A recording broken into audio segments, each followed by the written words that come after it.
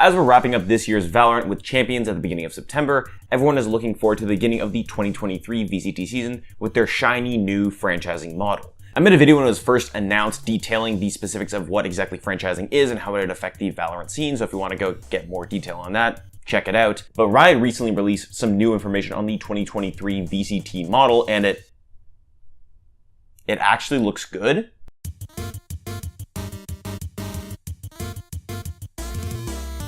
Welcome back to an episode of Off the Dome. My name is Dominic. If you want more Valorant competitive content and analysis, I guess, subscribe. None of you are. In 2023, there's going to be a huge change to the Valorant competitive scene. Riot is implementing a new franchising model, limiting the number of slots at the top of competitive play. In doing so, Riot can create a better and more flourishing Valorant esports scene for the top level, getting more sponsorships, and be able to build a better ecosystem for it. However, it comes at the cost at cutting off the legs of Tier 2 players. This is the model for League of Legends esports scene, and that's doing great, but it's also the same for Call of Duty and Overwatch, and those, not so much. However, Riot recently released some new information on the VCT system that not only helps the Tier 2 scene, but makes it more competitive overall for everybody. Outside of the 10 teams selected across the 3 different regions, so 30 teams will make it in total, an additional team will get a chance to ballot out for a slot and be promoted to their respective international league for up to 2 years. This means that not only will there be a bustling Tier 2 scene, but people will actually care. Now, this is just a bare bone explanation of what's going on, but there's more lying beneath the surface. Why don't other games use a promotion system just like this? How will it affect the Tier 2 scene as we know it now?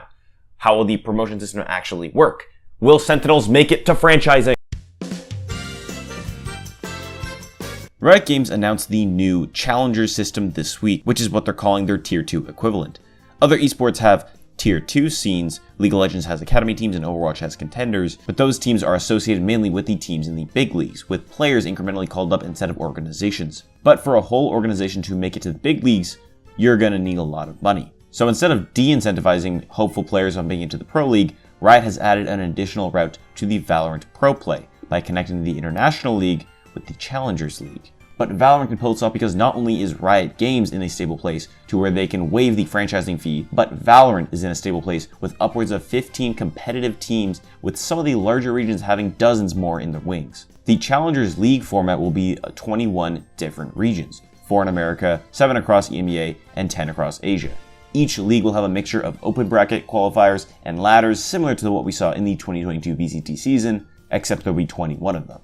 Each league will have a champion or champions that will qualify for the Ascension bracket that will have representatives from each region to battle out for that international league slot. The way that promotion will work is that one team from each major region will join the international league every year on a 2-year contract.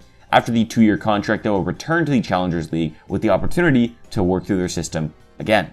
There isn't too much more detail about the promotion system outside of this, like in the case where a promoted team wins champions or something, would they still be demoted? That'd kind of be fucked up.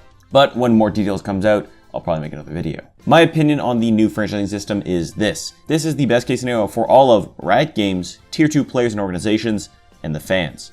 Riot Games keeps the prestige of the International League with a main focus on that, but the Challengers bracket will keep the cash flow going for not only now but in the future. Also, there's competitive integrity or something.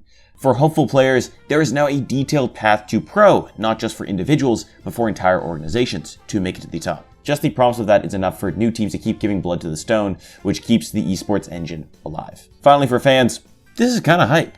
Not only is there going to be more attention on the lower ranks, with them battling it out for a chance to make it to the big leagues, but once they're in, they are eternally the underdogs. For casual fans, it's going to give you someone to root for. For competitive fans, it's going to keep the game fresh with a constant mix of new approaches to the game that will keep the game juicy and fun.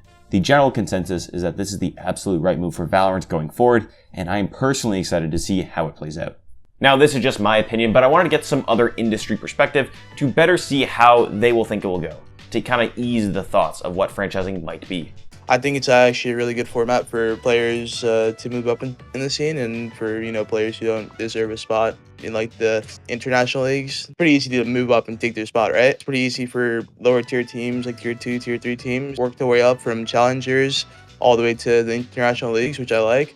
The only problem I have with the league, you can get demoted after 2 years, like regardless of how well you're doing. There's some like red flags, question marks around that, but everything else seems pretty good. Like the last few years, you had VCT open bracket, and there have been some upsets, which got players to get signed on later on. You still got your name out there, right? In the new format, from my understanding, you're only mostly playing against players around your skill level or worse. So there's like less chance to get an upset and like less chance to get your name out there, but you can still like work your way up and still go pro at like the same rate you would the past few years. All the rumors before, I was kind of uncertain, but like with how they announced, I think they did the best possible scenario with incorporating franchise teams and tier 2 teams. I know for a fact that the tier 2 scene will get some like actual attention and love because they're going to have like separate tournament dates too for like the promotion events, which is big. I mean, you can see in like some games like League of Legends and Overwatch, like when they became franchise, staff did move a lot more. You're going to see teams pick up, like for example, some of them have head coaches, like one analyst or head assistant coach right now. There's so much stuff to keep track of in the game in terms of like just player performance and strategy in terms of like agents, and the game's so evolving that you're going to see a lot more staff in each team, I feel like. So across the board, franchising is looking good. There were some doubts when it was first announced, but looking at how it all played out, I think Valorant is going into a great place at the beginning of 2023, and I'm excited.